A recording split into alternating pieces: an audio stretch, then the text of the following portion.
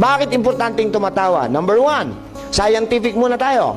Pag tumatawa o nagiging masaya tayo, our own body, sarili nating katawan, produces happy hormones which is called endorphins.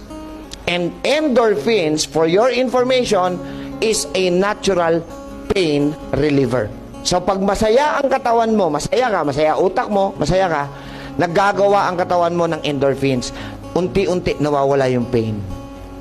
Kaya pag may masakit sa inyo, huwag kayong manonood ng drama. Naapektuhan kayo mentally and emotionally. Hindi nyo napansin, nanonood kayo ng drama, alam nyo ng artista yung gumaganap, nagagalit pa kayo sa kontrabida. Sinabi naman ng Panginoon, sabihin natin, Proverbs 17:22. Hoy, may sinabi ho kayo, narinig ko ang sabi nyo, laughter is the best. Sabi ng tao yon. Ang sabi ng Diyos, Proverbs 17:22, a merry heart, hindi laughter, a merry heart, ang masayahing puso, tama, ay mabisa pa kaysa gamot. Pero ang malungkuting puso at espiritu ay nakatutuyot hanggang buto. Hindi totoo yung laughter is the best medicine. A merry heart, masayahing puso. Alam niyo kung bakit pinabubulaanan ko yung laughter is the best medicine?